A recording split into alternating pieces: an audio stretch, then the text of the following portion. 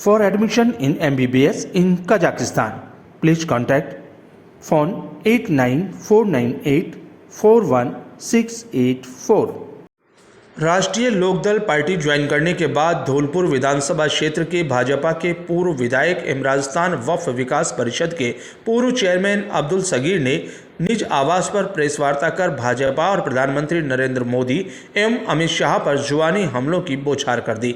देश के किसानों को प्रताड़ित किया गया। आंदोलन में 700 किसानों की जानें गई। उन्होंने कहा कि बीजेपी के किसी भी नेता ने श्रद्धांजलि देने तक की जहमत नहीं उठाई। उन्होंने कहा कि चुनाव को लेकर अब्दुल सगीर ने कहा कि जो निर्देश दिए जाएंगे उसकी पालना होगी।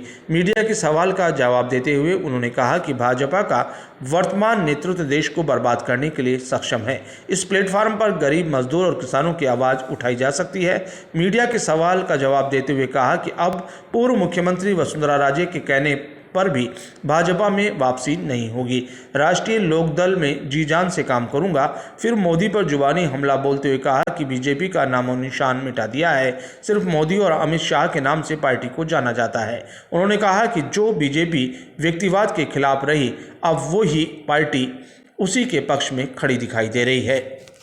आज देश की जो अर्थव्यवस्था है, आज देश के जो हालात हैं, आज जो नफरत का माहौल और हवा, आंधी और तूफान इस देश में है, वो ऐसा कभी भी नहीं रहा है। आज भारतीय जनता पार्टी के संगठन में विद्रोह है। आज गडकरी जी को बाहर का रास्ता दिखा दिया। आज तुम्हारे मुख्यमंत्री मध्य प्रदेश को बाहर का रास्ता पार्लियामेंट्री बोर्ड से हटा दिया। और ये दो व्यक्ति अमित शाह और नरेंद्र मोदी, इनका इतिहास मुझे गुजरात से पता है। एक तड़ी पार है और दूसरा ये षड्यंत्र रचने में माहिर है। और ना दागदार चेहरा मोदी जी का भी है और दागदार जो है दामन अमित शाह का। आप धौलपुर जिले में 4 सीटें विधानसभा की, मतलब क्या सीट निकालेंगे? क्या देखिए, मैंने अपनी बात सिर्फ धौलपुर ज़िले तक। हमने अभी मिश्रा जी के प्रश्न के उत्तर में बताया कि लगभग हम 20-25 सीटें लड़ेंगे। अलायंस करके आपके प्रश्न का जवाब देना। अलायंस करके लड़ेंगे। धौलपुर ज़िले में जहाँ भी हमें लगेगा कि हमारी सशक्त दावेदारी बनती है, उस पर विचार करेंगे। चाहे वो धौलपुर हो, भरतपुर हो, नहीं देखेंगे। प्रत्याशी हमारे पास सशक्त होता है, हमारी पार्टी तय करती है, चाहे वो किसी का भी नाम हो, तो निश्चित रूप से धौलपुर पर विचार। कांग्रेस में आपने बहुत काम किया है, संगठन में जिम्मेदारी भी आपको कई पदों पर दी है, तो क्या कारण? मेरे प्रेस के मित्रों, आज आपको इसलिए कष्ट दिया है कि 6 तारीख को आदरणीय जयंत चौधरी साहब के निवास स्थान दिल्ली में मैंने RLD राष्ट्रीय लोकदल ज्वाइन किया है।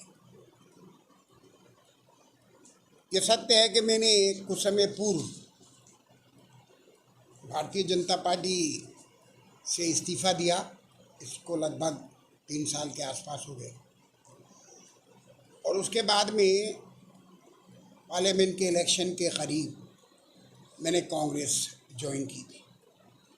2-2.5 साल मैंने कांग्रेस में रहकर काम किया। मेरे को आसाम की जिम्मेदारी मिली। मैं वहाँ ऑब्जर्वर बन के गया और मैंने वहाँ स्टार प्रचारक के रूप में काम किया और वहाँ की सीट को लगभग 14-15 हज़ार रुपये से जिताया।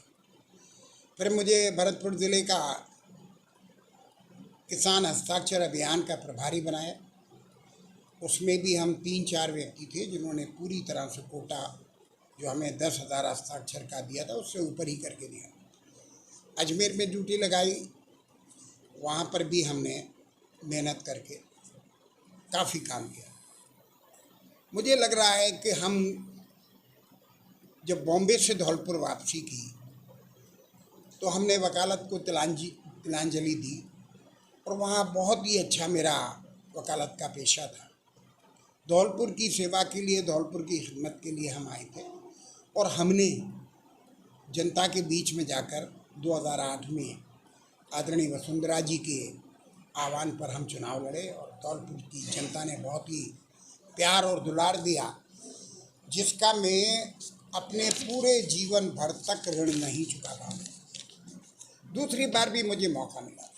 मेरा कोई शिकवा शिकायत गिला वसुंधरा जी से नहीं है, ना था, ना है और ना जीवन में कभी रहेगा। उनका स्नेह, उनका आशीर्वाद हमेशा हमें मिलता रहे।